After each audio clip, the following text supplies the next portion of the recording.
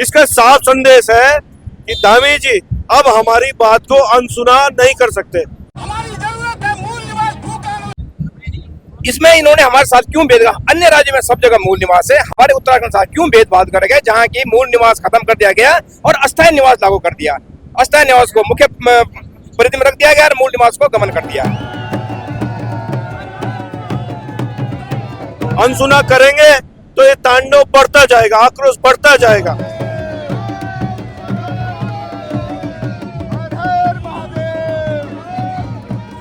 ये झंडे उत्तराखंड क्रांति दल के हैं, जिस पार्टी ने, जिस दल ने 42 शहादतें देकर इस राज्य को बनाया है, वो लोग अब सड़कों पे उतर गए।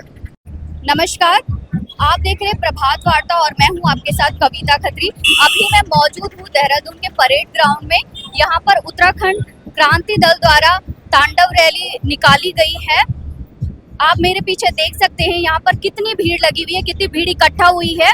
उत्तराखंड क्रांति दल द्वारा ये जो रैली निकाली गई है, इसका उद्देश्य है भू कानून को लेकर, जो कि उत्तराखंड में सबसे चर्चा का विषय बना रहता है, भू कानून। आइए, यहाँ पर काफी लोग हैं, इन लोगों से जानते हैं कि इनका उद्देश्य क्या है भू कानून को लेकर और उत्तराखंड में कितना जरूरी है भू कानून होना।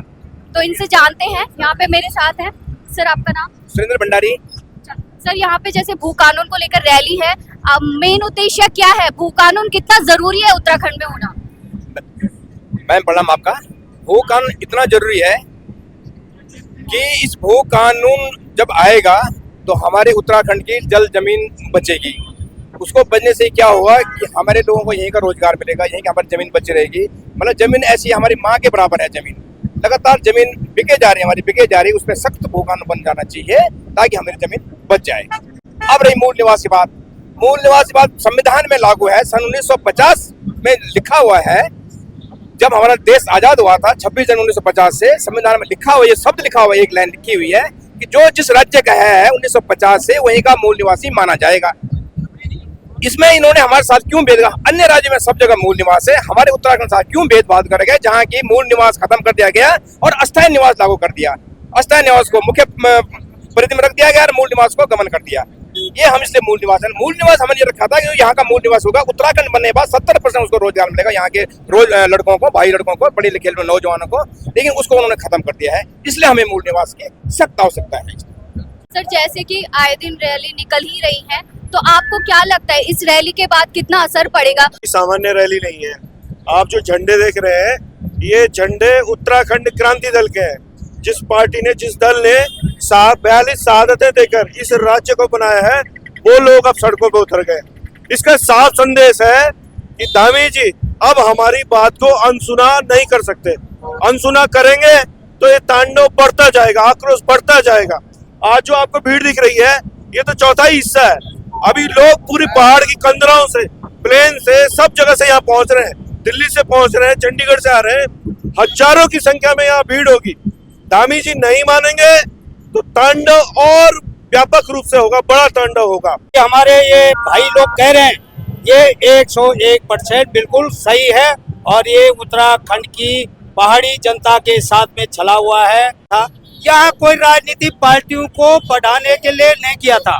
यहाँ राज्य को मांग की थी कि पहाड़ की जो हमारी भौगोलिक परिस्थितियां हैं, जो हमें पहले यूपी के समय में हम तक नहीं पहुंच पाता था, विकास नहीं हो पाता था, उसके लिए राज्य का गठन मांगा था। आज भी दुर्भाग्य ये रहा भाई, अटल जी की सरकार जब आई थी केंद्र में और यहाँ भी, तो उस टाइम उन्होंने कहा था कि इसको उत्तराखंड राज्य को अलग बनाया जाए। तो ये मानना पड़ेगा, धामी जी खुद मूल निवासी है। एक मूल निवासी होते हुए आप एक ऐसा यूसीसी कानून यहाँ लागू करवा रहे हैं जिसमें कोई बाहरी प्रदेश का व्यक्ति 1 साल में हमारे समकक्ष खड़ा हो जाएगा। क्या किराएदार मकान मालिक के समकक्ष हो सकता है? संभव ही नहीं है। इस तरह का कानून मूल निवासी कभी स्वीकार नहीं करेंगे, क्योंकि अगर 1 साल में यहाँ पर यूसीसी कानून के माध्यम से बाहरी लोग यहाँ आने लग गए तो ये प्रदेश पहाड़ी प्रदेश है। यहाँ का 60-70% जो है वन भूमि है, बहुत थोड़ी हमारे पास जमीन है। यहाँ पर रहने के लिए जगह नहीं रहेगी और यहाँ पर खेती की जमीन है वो भी समाप्त हो चुकी है। तो ये बिल्कुल ही संभव नहीं है। अगर आप समझती हो तो वैज्ञानिक तरीके से मैं आपको समझाऊं कि हर चीज की एक कैरिंग कैपेसिटी होती है। अगर आप पानी का बर्तन भी लेती हैं तो 1 लीटर 2 लीटर की बोतल होती है। ऐसे ही एक राज्य की, एक पहाड़ी राज्य की एक कैपेसिटी है। यहाँ पर अब बाहरी लोग अगर ज्यादा आने लगेंगे तो यहाँ पर जो है स्थानीय निवासियों का जो हित है वो एकदम चौपट हो जाएगा। इस वजह से पहले तो मूल निवास की मांग की जा रही है कि हमारे लोगों को हमारा मूल निवास प्रमाण पत्र जो यूपी के जमाने में मिलता था वो देना आप शुरू करिए। उसका मतलब ये है जो 1950 से पूर्व के निवासी हैं, रोजगार पे पहला हक उनका होगा।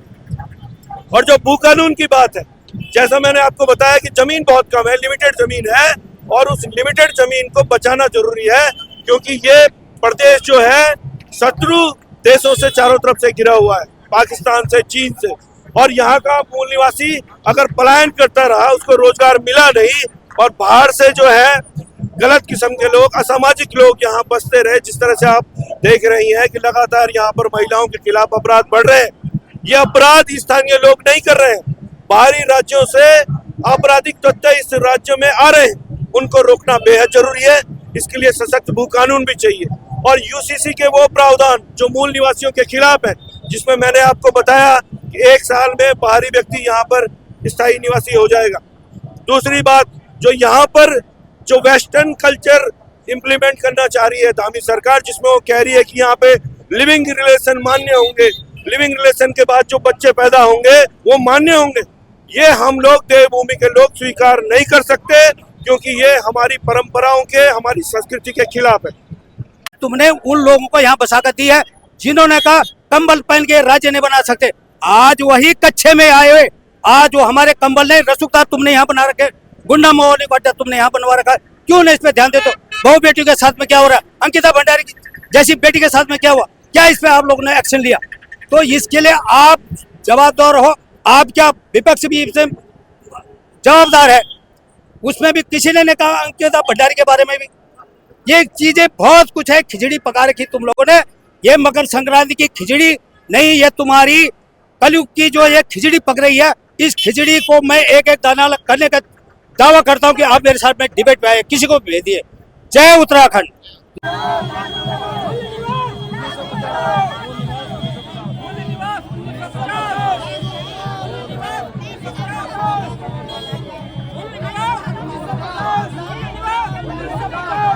उत्तराखंड में भू कानून लगना कितना जरूरी है? ये बहुत जरूरी है क्योंकि जो संविधान लागू हुआ था 1950 में, उसमें ये कहा था कि मूल निवास और भू कानून जो है किताब में लिखा गया है। लेकिन यहाँ की जो सरकार आई है अभी, जैसे धामी सरकार कर ही रही है, मतलब बात को हमारी रखना भी है और उसे फाइल के अंदर लाना भी नहीं है। ये हम काफी समय से देख रहे हैं। लेकिन यहाँ का जो पहाड़ी आदमी है, जल जंगल और जमीन जिसके पीछे ये लड़ाई कर रहा है, उसके लिए धामी सरकार ने जमीनें जो है भू माफियाओं को बेच दी है। और अब हमें इस हालात को देखते हुए रोड पे आना पड़ रहा है कि भू कानून और मूल निवास के लिए जब हम लड़ाई लड़ेंगे और एक साथ होकर लड़ाई जब लड़ेंगे तो हम इसी जमीन को हम खुद ही बचा पाएंगे, वरना ये ऐसी की वैसी रह जाएगी, भू माफियाओं के हाथ में बिक जाएगी। भू कानून न लगने से कितनी परेशानियों का सामना करना पड़ रहा है उत्तराखंड वासियों? इससे इतनी परेशानियों का सामना करना पड़ रहा है कि ये प्लेन के लोग सारे यहाँ पर आ गए हैं और जो यहाँ का के जो कृषक था, ये कृषि खत्म हो गई। लोग बाग जमीन पे आ गए, खेती करना लोगों ने बंद कर दिया क्योंकि भू माफिया घरों के अंदर तक पहुंच चुके हैं।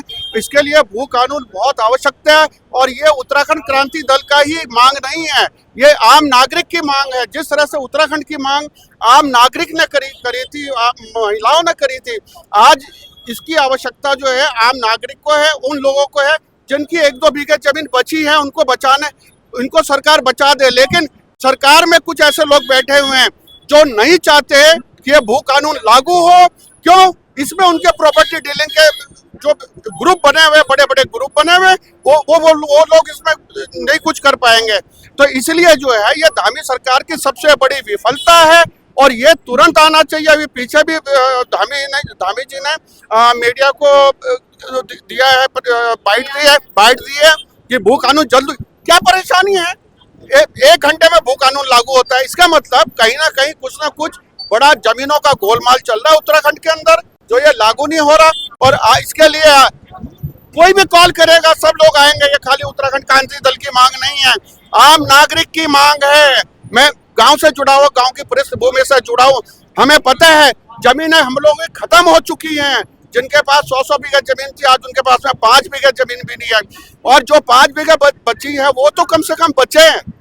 भू माफिया जीना नहीं दे रहे, वो घुस के वहां पर रास्ते बंद कर दे रहे। कृषक के पास में कोई रास्ता नहीं है अपनी जमीन बेचने के अलावा, कोई दूसरा विकल्प है ही नहीं। वो तो अभी क्या कारण है कि कृषक जिस दिन सड़क पे उतर गया तो उस दिन इस देश का क्या होगा, इस प्रांत का क्या हाल होगा। गढ़वाल में बाहर के लोग आ गए, सारे गढ़वाल में बस गए हैं। वहाँ का आदमी बहुत मुश्किल है जीवन यापन इस समय करना। जो बुजुर्ग लोग वहाँ हैं उनके लिए बहुत कठिनाई है। तो इसके लिए जो मीडिया का चौथा स्तंभ है, इस पर बहुत उम्मीदें हैं।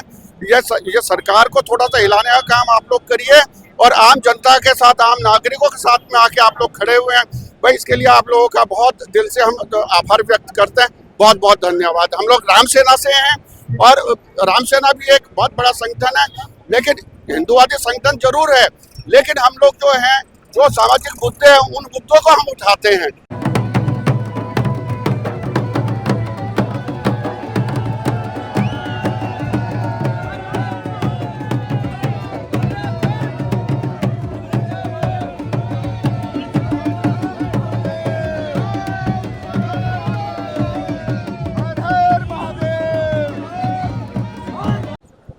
जैसे कि आपने देखा उत्तराखंड के लोगों की क्या क्या मांगे हैं।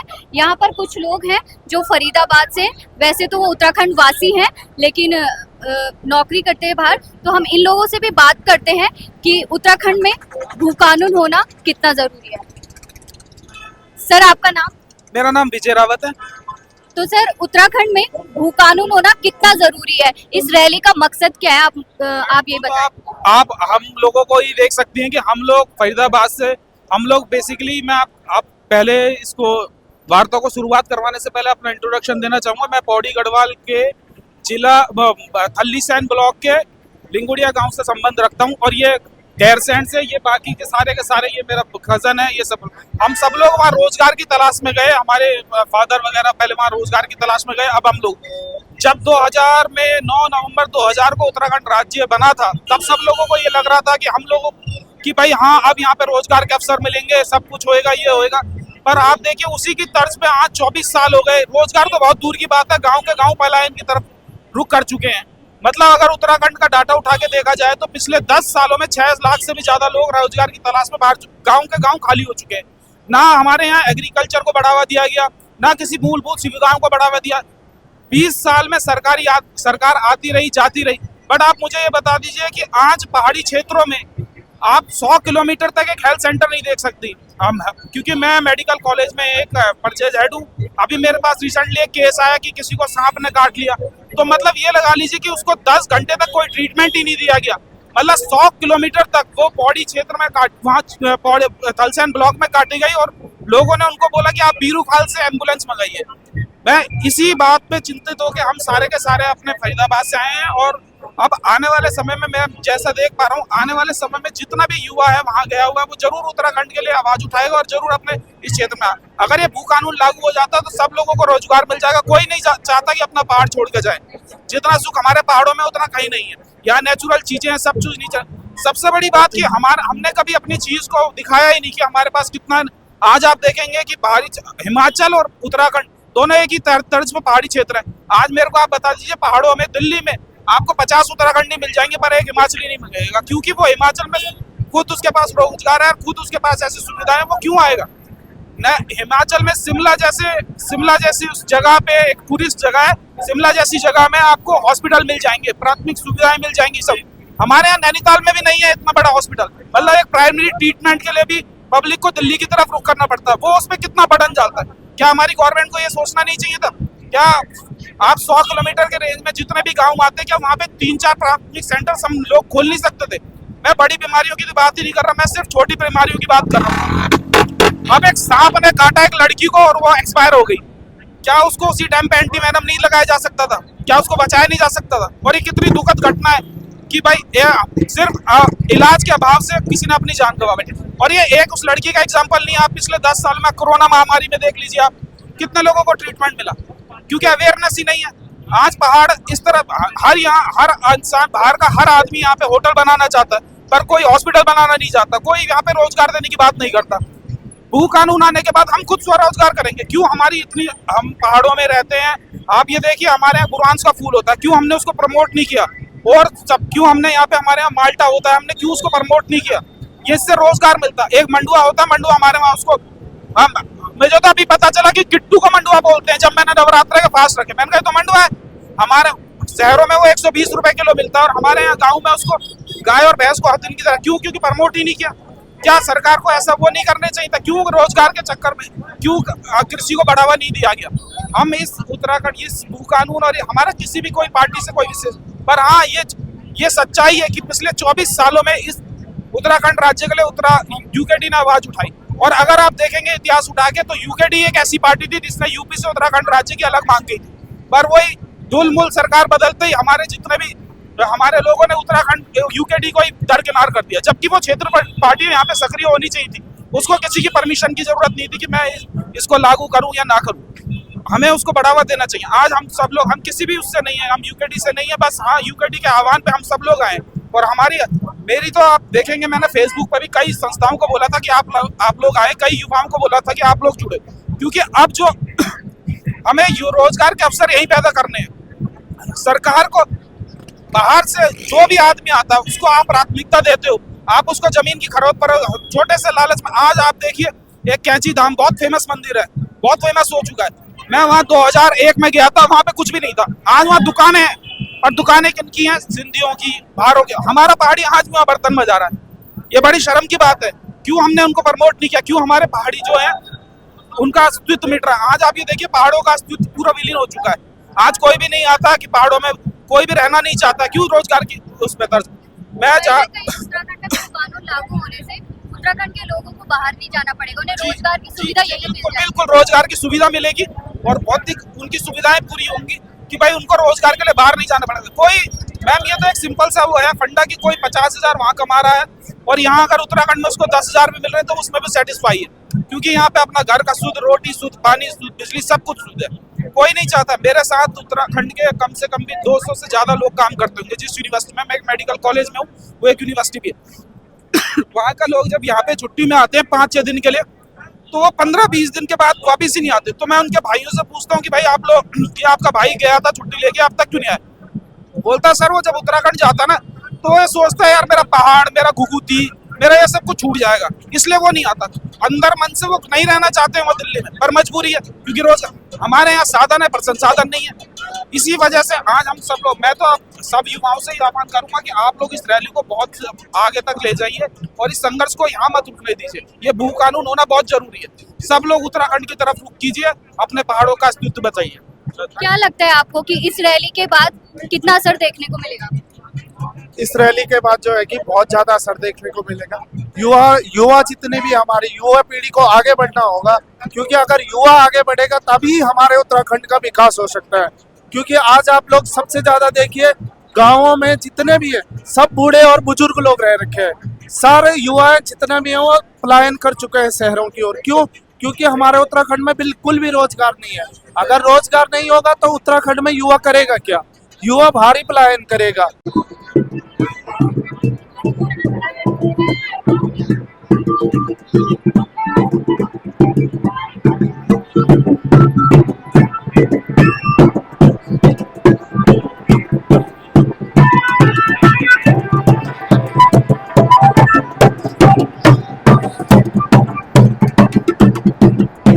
आज भू कानून को लेकर हमने यहाँ पर काफी सारी बातें की, जो कि उत्तराखंड क्रांति दल द्वारा ये रैली निकाली गई है। ये आप यहाँ पर देख सकते हैं कितनी सारी भीड़ है। ये आप देख सकते हैं यहाँ पर कितनी सारी भीड़ है लोगों की भू कानून को लेकर। तो आज की इस स्पेशल रिपोर्ट के साथ मैं कविता खत्री, धन्यवाद।